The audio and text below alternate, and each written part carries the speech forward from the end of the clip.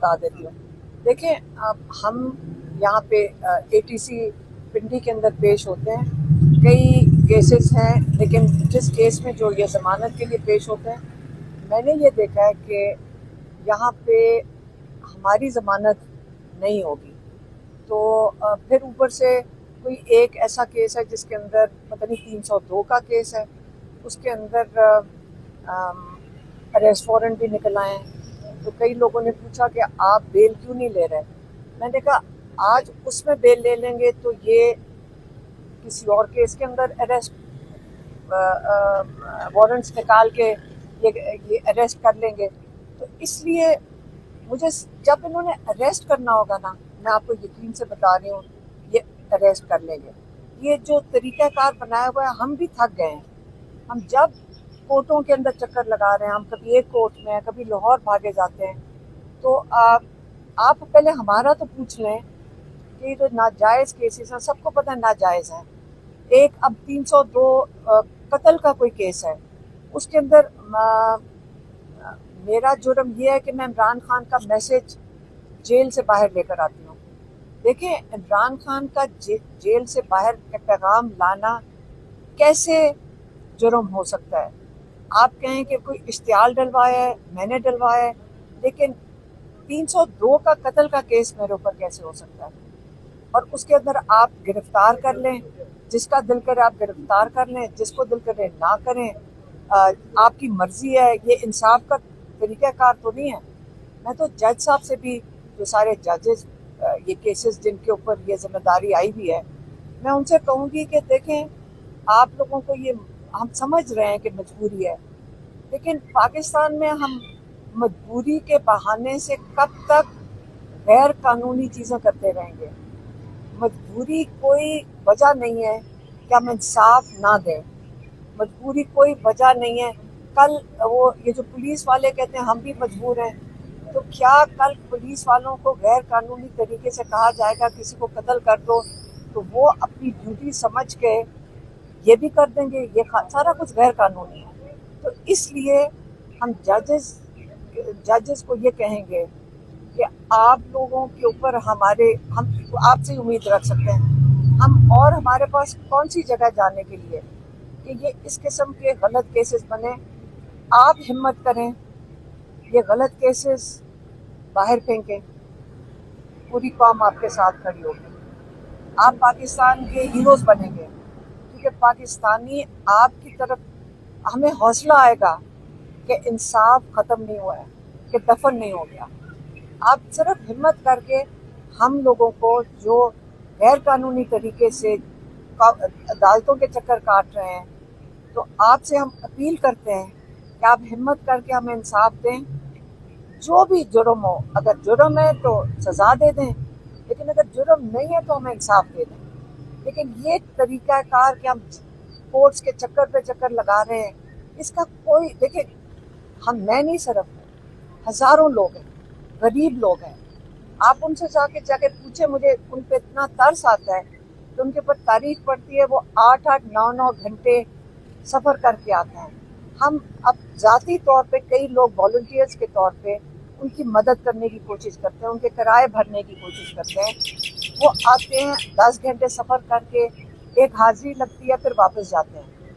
आप एक दफ़ा सबको बुलाकर जज साहब से हमारी अपील है कि आप इंसाफ दे दें। अगर जुर्म है तो साबित करवा दें, पुलिस का काम है साबित करना, सिंपल सा प्रोसेस है, लेकिन लोगों को ख़राब ना करें। वो अपनी बेरोज़गार हो गए हैं, आप ये अदालतों में चक्कर लगा के। ये तो अब हम दुआ करते हैं कि पाकिस्तान में जो हमें जो इस वक्त कॉन्फिडेंस ख़त्म हुआ है, एतबार ख़त्म हुआ है जुडिशल सिस्टम में, हम दुआ करते हैं कि जजेस हिम्मत करके ये जो कॉन्फिडेंस है अवाम का अपनी अदलिया में, वो कॉन्फिडेंस बहाल कर दें। क्या आप समझती हैं कि 5 अगस्त की कॉल के बाद अब PTI 14 अगस्त को दोबारा एहतजाज की कॉल देगी? इमरान खान ने अभी जो पहले पैगाम भेजा, उनके पैगाम में था कि 5 के बाद अब अगली तारीख 14 होगी। ये उन्होंने पैगाम भेजा। मैडम, 14 अगस्त जो है यौम आज़ादी है, اور عمران خان صاحب نے احتجاجی تحریک کا اعلان کر دیا ہے. 5 اگست یوم استحصال کشمیر تھا, اسی طرح یوم آزادی ہے پاکستان ہے 14 اگست. تو یہ کیا وجہ ہے کہ ان جو مخصوص دن ہیں ان دنوں پر جو ہے وہ احتجاجی تحریک کا اعلان کرتے ہیں؟ میں آپ کو تھوڑی سی تاریخ بتا دوں, شاید تاریخ اگر آپ پڑھے ہوں گے تو 14 اگست تک پہنچنے میں آپ کو پتہ ہے کن مراحل سے مسلمان گزرے تھے ہندوستان میں. آپ کو پتہ ہے انہوں نے احتجاج کیا تھا. آپ کو آج پتہ ہے کہ اس آزادی کے لیے جب آپ کھڑے ہوئے تھے تو کون کون خواتین, مرد اور جوان بچے نکلے تھے اپنی اس آزادی کے لیے, کتنی جد و جہد کی تھی انہوں نے. آپ کا خیال ہے کہ آپ کو آزادی ایسی مل گئی تھی کہ ایک دن صبح کو کسی کو خیال آیا کہ آج مسلمانوں کو علیحدہ دیش دے دو یا ایک ان کا علیحدہ ملک بن جائے گا؟ اس کے لیے آپ تاریخ پڑھیں, کتنے 20, 25, 30 سال لوگوں نے کتنی جد و جہد کی تھی اور کتنے لوگوں نے قربانی دی تھی پاکستان بننے کے لیے. 25 لاکھ لوگ, انسانی جانیں ضائع ہوئی تھی 25 لاکھ لوگوں کی. اتنا خون گیا ہے زمین کے اندر. آپ کیا خیال ہے یہ زمین اتنی قیمتی نہیں ہے کہ آپ اس کے لیے کھڑے ہو سکیں؟ اگر آپ اس کے لیے آزادی کے لیے, جو عمران خان کہہ رہے ہیں جو خود جیل میں بیٹھے ہیں, انہوں نے نہیں کہا مجھے آزاد کرو, انہوں نے کہا اپنے آپ کو آزاد کرو, کہ یہ حقیقی آزادی کے لیے کھڑے ہونا ہے, حقیقی آزادی کے لیے. آپ کو جب 1947 میں آزادی ملی تھی, آپ کو حقیقی آزادی نہیں ملی. آپ کو ایک قسم کا ہم سب کو توڑتا ہو. ہم بھی جا کر بیٹھتے ہیں اڈیالہ کے باہر, کوئی قانون نہیں توڑتا. ہم سڑک پہ بیٹھتے ہیں کہ نیا قانون بنا دیں, بلکہ جو ادارے ہیں وہ قانون پہ نہیں چلتے. آپ نے دیکھا چکری پہ آپ بھی موجود تھے, کیا ہوا تھا؟ ہم چکری پہ سڑک کے اوپر بیٹھے تھے 1.5 بجے سے, میں اور میری بہنیں اور میری بہن کی نواسی اور بیٹی, ہم سارے 1.5 گھنٹے سے ہماری فیملی وہاں پہ چکری پہ بیٹھی تھی. انہوں نے کہا آپ انتظار کریں, ہم آپ کو بتاتے ہیں, جو ہمیشہ یہ کہتے ہیں. اس کے بعد تھوڑے سے لوگ آنا شروع ہو گئے, ہم جا کے سڑک پہ سائڈ پہ ہم بیٹھ گئے. پھر وہ پولیس نے آ کے کہا ہمیں کوئی 10 بجے کے قریب کہ آپ یہاں سے اٹھیں, یہاں دہشت گرد آ رہے ہیں. ASP نے بھی آ کے ہمیں کہا. ہم نے ان کو کہا ہم نے کبھی قانون نہیں توڑا, اگر ہم نے دفعہ 144 کی خلاف ورزی کر رہے ہیں تو سامنے وہ بسوں کا وہ ہوٹل ہے, ہم ادھر جا کر بیٹھ جاتے ہیں, تو وہ پرائیویٹ پراپرٹی ہے, اس کا مطلب ہم قانون نہیں توڑیں گے. ہم وہاں چلے گئے سارے. ہم جیسے وہاں گئے تو انہوں نے اس ریسٹورینٹ کی بتیاں بند کر دی, اور آپ گواہ ہیں کیونکہ آپ میں سے کافی لوگ ادھر تھے. آپ کے پیچھے بھی پولیس نے ایک قسم کا لاٹھی چارج کیا. انہوں نے آپ کو وہاں سے بھگایا کہ نہیں؟ آپ سب گواہ ہیں, تو آپ کیوں نہیں بات کرتے کہ کیا ہوا تھا؟